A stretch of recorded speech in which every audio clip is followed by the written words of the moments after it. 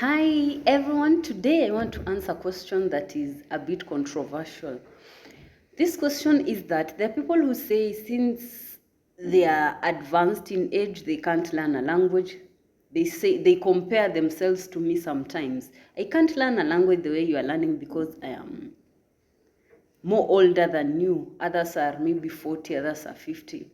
Yeah. And others are saying, I can't learn a language because I'm not as smart. They think language learning is for the chosen people, and that is what I want to talk to you about. I want to give you my story.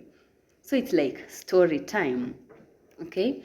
Few years ago, when I was a teen, when I was in high school, I got a disease that affected my brain. I'm not going to say what disease was that. Maybe I'm going to talk about that one day, but not now.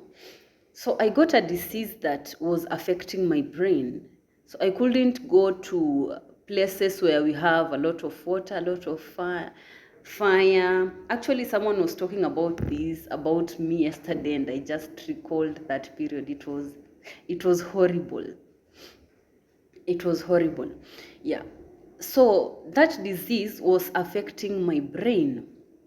And like, I don't know how exactly, but to my experience, because when I used to go for checkups after every 2 weeks or 1 week or a month, depending with the frequency of how the disease is happening and how the doctor recommends. Yeah, so my mother did a very, very, very hard job. I really thank her for that. My mother, my father, my siblings, I thank God for them. But yeah, let's continue with the story. So, when I was a child, I used to be very smart. Or let me just say, I used to be school smart, yes, when I was a child. So, sometimes I didn't get the number one position, but I used to be number one. And then I used to get 90s out of 100, 85s, 97s out of, yeah. And since in the society, people who are smart are really rewarded, people used to like me a lot. But when I got into grade 7 or standard 7, standard 8 here in Kenya, is when that disease came out.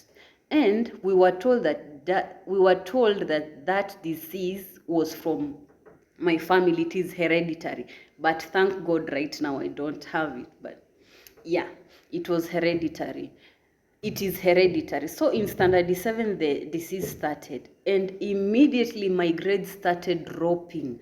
I even started from 90s getting 40s. Just imagine, like, it really affected my brain. Sometimes I couldn't remember details, some things. Sometimes people thought I was making up things. Sometimes they thought I was pretending that I can't remember. Yeah, and it really affected me. In school, I went to a boarding school and I was bullied because of that. Yeah, and it reached to a point where I couldn't do it anymore, and my mother came to school, got me out of there because it was a boarding school. Because I was telling her, Mom, I need to get out of this school. I don't feel like I felt it, but my mom told me just continue because she's a woman who likes you pushing until you get to your limits. Yeah, and that has really helped me in being resilient. So I stayed in school until one time I fainted, and the principal had to call my mom to come and get me. My mom came and get me and got me from the school, and as we were walking, imagine I couldn't see properly. Like, as we were walking, my mother was just holding me because I could see just holes and things. I was hallucinating, like it was bad. And then after that, luckily, there's someone who owned a school, a private school. I'm still in touch with her. So my mom went to that school and requested if I could join, because no school wanted me because of how down I was. Like, my grades were low, I couldn't remember things, blah, blah. I had a lot. But then that lady took me. I'm really grateful. She took me. She believed that I could get somewhere better. And then I started from there, because even the entrance exam I failed. Because there was an entrance exam. I did it and I failed terribly, but she still believed in me. I went to class, I started studying, I started attending sessions of that disease, going to the doctor with my mom, because I was still under 18 during my teens. I think it was around, I don't know, 12 years to around 2019. So you can see that period. It's not a short period of time. So after that, I continued, and thanks God I succeeded. And though I didn't get very good grades, as someone who was really smart in her childhood could have gotten, yeah.